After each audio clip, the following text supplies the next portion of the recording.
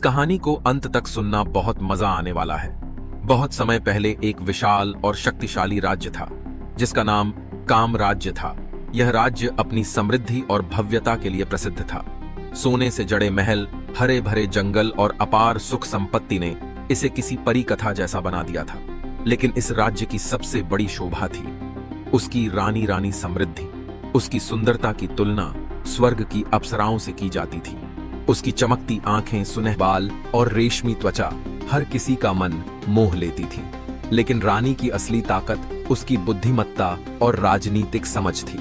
वह केवल सुंदर नहीं थी बल्कि अपने तेज दिमाग से राजा आदित्य की राजकाज में सहायता भी करती थी। हालांकि बाहर से भव्य दिखने वाली रानी समृद्धि का जीवन अंदर से अधूरा था। राजा आदित्य एक न्यायप्रिय शासक था, लेकिन अपनी जिम्मेदारियों में इतना व्यस्त रहता कि अपनी पत्नी को समय नहीं दे पाता। महल में हर विलासिता मौजूद थी, परंतु रानी का दिल खाली था। वह रातों को अपने महल की खिड़की से बाहर देखती और सोचती कि क्या कभी उसकी इच्छाएं पूरी होंगी। एक दिन अपनी बहन राजकुमारी नैना के साथ रानी महल से बाहर जंगल की सैर पर निकली। वहां एक पुराने पेड़ के नीचे उन्हें एक बूढ़ा साधु ध्यान में बैठा दिखाई दिया। उसकी उपस्थिति किसी रहस्य से भरी हुई थी। रानी ने उससे पूछा, है साधु, तुम कौन हो और इस जंगल में अकेले क्या कर रहे हो? साधु ने अपनी आंखें खोली और गहरी आवाज में कहा, मैं यहाँ तुम्हारे भीतर की बेचैनी को देखने आया हूँ।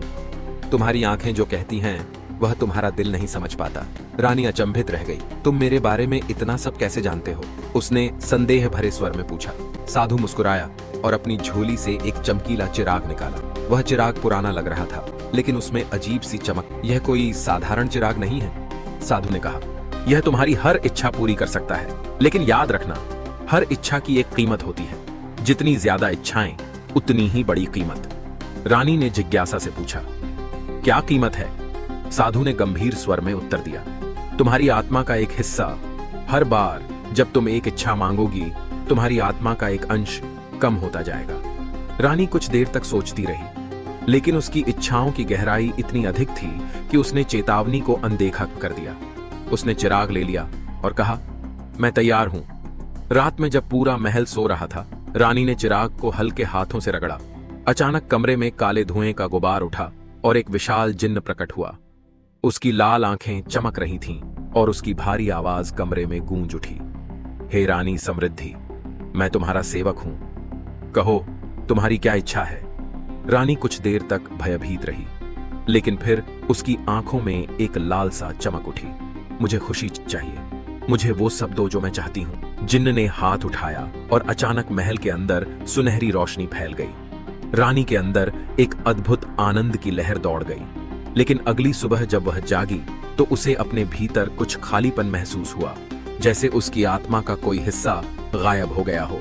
रानी ने इसे नजरअंदाज किया और चिराग को फिर से रगड़ा।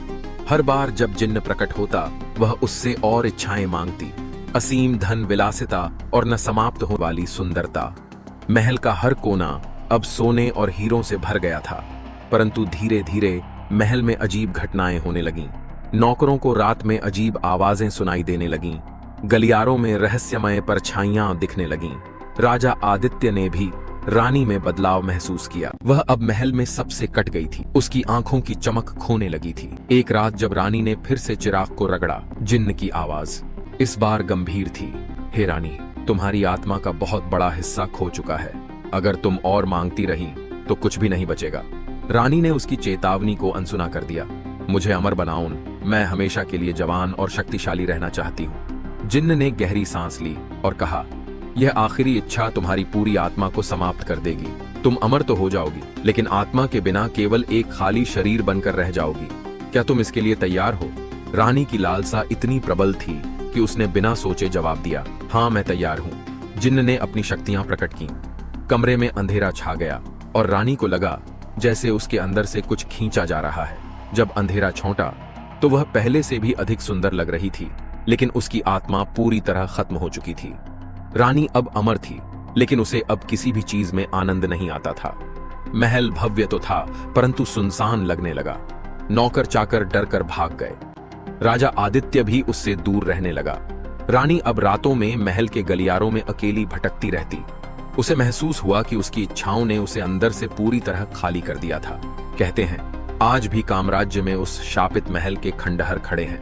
वहां से अक्सर रानी समृद्धि की उदास आवाज सुनाई देती है। इच्छाओं पर काबू रखना सीखो। अगर तुम अपनी लालसाओं को नियंत्रित नहीं करोगे तो वे तुम्हें भी खत्म कर देंगी, जैसे उन्होंने मुझे किया। ऐसे इंटरेस्टिंग और स्पिरिचुअल वीडियो देखने के लिए चैनल को सब्सक्राइब कर बेल आइकन जरूर प्रेस कर लेना। धन्यवाद।